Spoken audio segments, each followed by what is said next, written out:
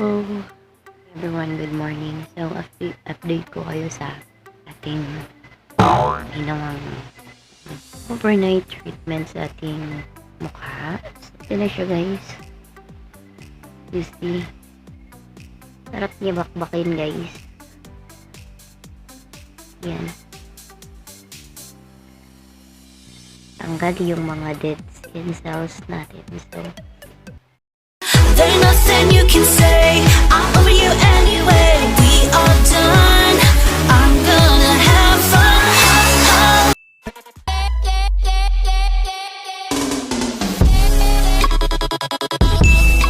So hello everyone, welcome back to my YouTube channel. It's me.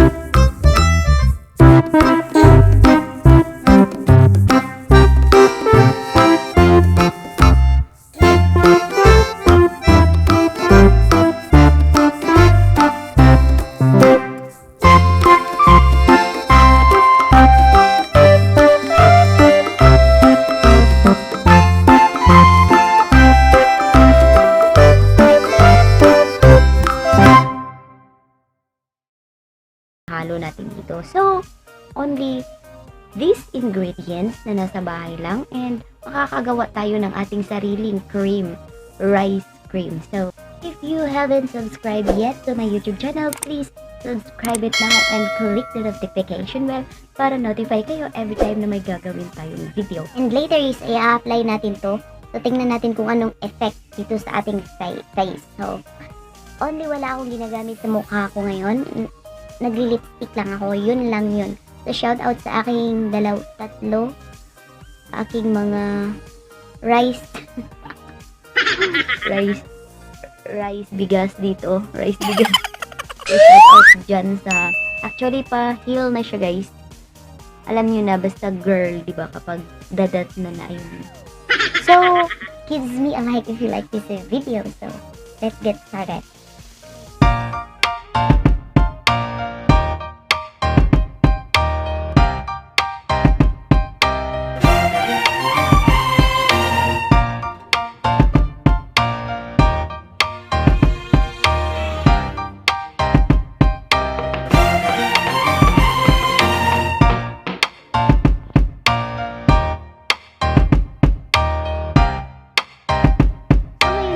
i-apply na natin siya sa ating mukha.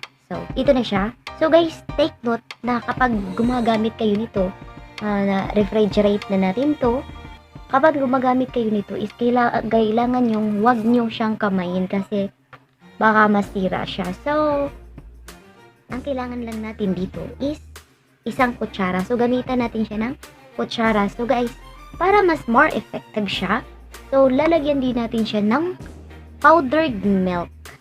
So, ito na yung milk ko. Isang kutsara lang siya guys na milk. So, ang ginagamit ko na milk na ito na ginagamit ko is Enfagrow. Pero you can use any kind of powdered milk. Basta ano yung nasa kusina nyo, yun na lang yung gagamitin nyo. So, ito yung nakita ko sa kusina namin. Ito yung gagamitin ko. So, isang kutsarang milk. Ayan. And also, ito ang ating rice cream. Kukuha lang tayo dito guys ng yan. Yung sakto lang sa ating mukha.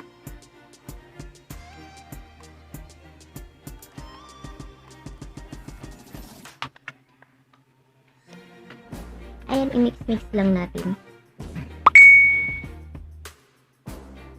So, ayun na guys. Ito na yung ating mixture. Lang po tayo ng yung sakto lang talaga sa face natin kasi sa face natin siya i-apply. Ayan. Ayan siya. So guys, pagkatapos nyong gamitin itong ating rice cream na ginawa, is ilalagay po natin siya, ibalik po natin siya sa freezer para po hindi siya masira. So, keep refrigerate po until maubos po itong ating mixture na please wag niyo po siyang tanggalin sa freezer. Kapag nagkukumuha kayo, ibalik nyo na kaagad siya para hindi siya masira. So, ibabalik ko muna siya sa freezer and tipot muna kayo dyan. So, ito na nga guys, i-apply na natin siya sa ating mukha. Ayan. Ito yung mixture ko. So, ayusin muna natin yung buhok natin.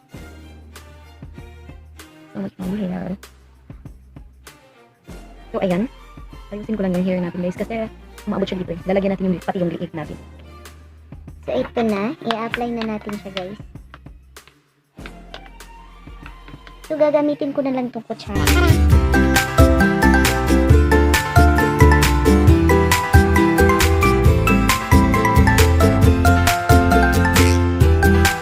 So, parang babad natin siya sa ating mukha overnight. Para tomorrow is banlaw-banlaw na. Banlaw na ng bukas.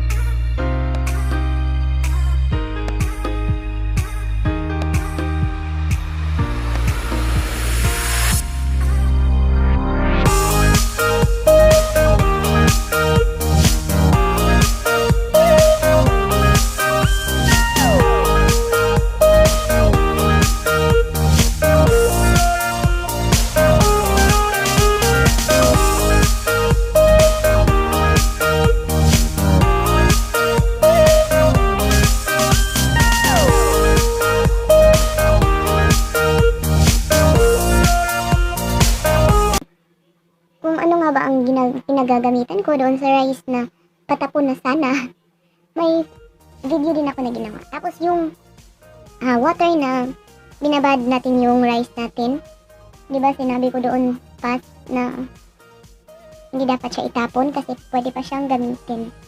So, may video ako na ginawa kung paano siya gamitin. So, check nyo na lang yun guys, baka para hindi nyo talaga matapon, para wala talagang tapon and super tipid niya. Kasi, hindi ba, sobrang importante yung rice ngayon, lalo na wala tayong work. Kailangan nating magtipid. So, Kahit nasa bahay lang tayo, kailangan din natin medyo magpaganda. Medyo lang naman.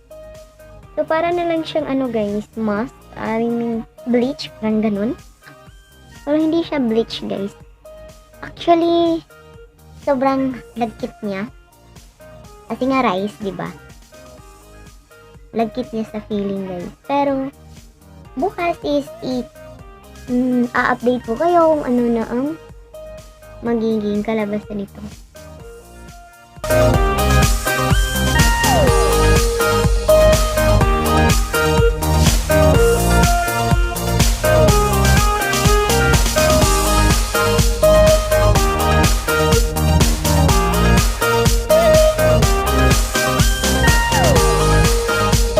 Ayun. By the way guys, last days, hindi ako nakagagawa ng video ko or sariling video ko yung andun talaga ako nagsasalita. Katulad ng video na to kasi meron akong, napaus kasi ako, nawala yung boses ko. Kaya yun. So after nito guys, is tatapat ako sa electric fan para ano na siya, yung tutuyo na siya sa balat ko. And then, I've go to go to sleep na. Ano ba yan? Ang hirap matulog yung ganito yung mukha eh. Sobrang lagkit niya. So, bukas is update ko kayo kung ano yung result nito or ano yung baka bukas is magiging si Angeloxin na tong mukha ko. O di kaya si Kim Chu. Huwag naman sana si Coco Martin. Oh no! So, ayun guys. Tomorrow is i-update ko kayo bukas guys ng umaga kung ano yung mangyayari sa mukha ko. So, keep on watching. Good night everyone. Tomorrow for sure. So, hi everyone, good morning. So, update ko kayo sa ating ginawang overnight treatment sa ating mukha. So, ito na siya guys. You see. Sarap niya bakbakin guys. Yan. Tanggal yung mga dead skin cells natin. So, yun siya guys. Hindi pa ako nakakabanlaw.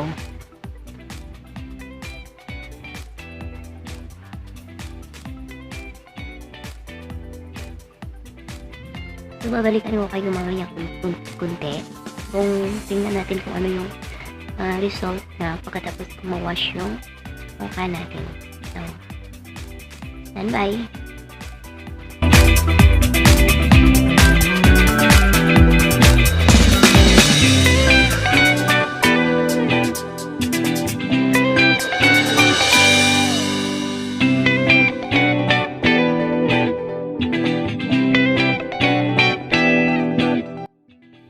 So hi guys, again, welcome back to my channel. And update ko lang kayo guys about sa ating hindi ako nakakahinga ng aking mask. Tanggalin ko na lang.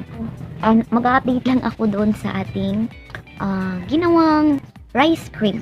So hindi pa ako nakaligo guys, pero nakahilamos na ako. Tinanggal ko na yung ating rice cream na ganito yung nangyari sa ating mukha. Yan, nagbababakbak siya, pero hindi naman siya as in malaki yung bakbak. Makikita mo lang na malaki kasi yung pinahid natin na rice cream is yun yung malaki yung nagbabakbak kasi nga. So pasensya na kayo sa kamay ko guys kasi nandito ako sa aking working area dito sa bahay lang din naman. So mamaya ipapaliwanag ko. So sana ba ako? So update ko kayo guys kung anong nangyari sa aking mukha. So ito siya, ilalapit ko lang sa inyo yung. So guys, actually this is my first use. Unang paggamit ko parang sa ating rice cream and hopefully maganda yung effect sa akin doon sa ginawa nating rice cream. I-update ko kayo by next video.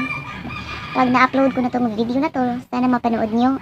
Try nyo yung rice cream na ginawa natin. Actually guys, yung pimples ko, as you can see, so hindi ko lang hahawak sa mukha ko guys kasi yung kamay ko is madumi. So, ayan. Gusto ko lang kayong i-update kasi para sa akin,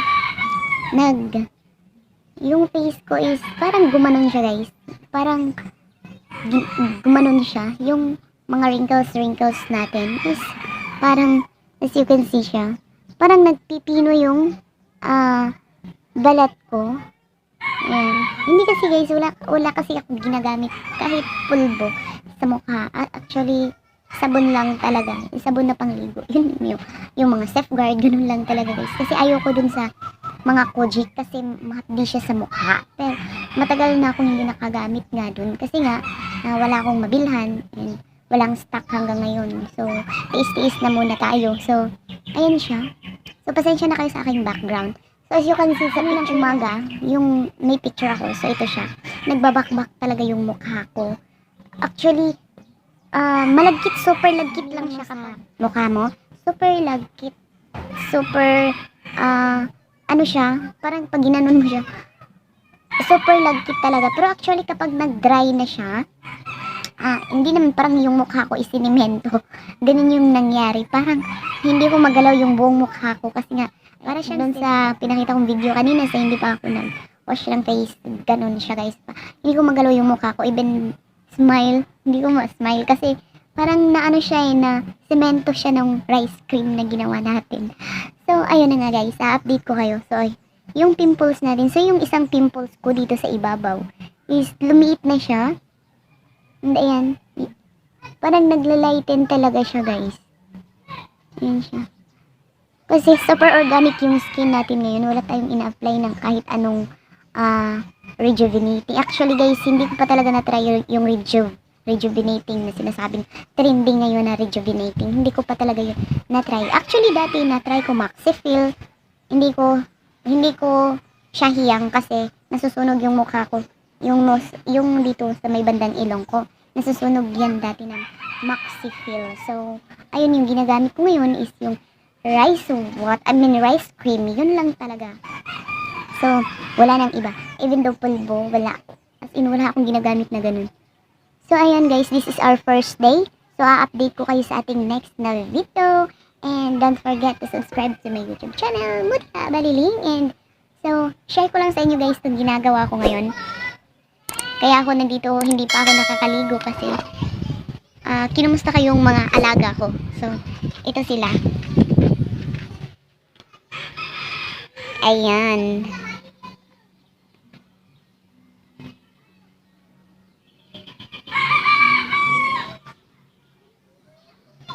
So, ayun. Ayun yung mga alaga ko, guys. Mga flower pot. So, ayun yung pinagkakabisihan natin ngayon. Yung hindi tayo bawal wala pa talagang party as in wala pang work. So, aside sa gardening, so meron din akong garden doon banda. So, ayun. So, even lipstick wala talaga ako. Kasi nga hindi pa ako nakakaligo. Kilay is wala din. And, so ayun na nga guys. This is my update about sa ating rice cream. And, see you sa ating next video. And, don't forget to subscribe to my YouTube channel. And please don't forget to like and give me a thumbs up if you like this video. Kung hindi mo nagustuhan guys, feel free to dislike this video. Maraming salamat sa panonood and see you in my next video. Bye-bye.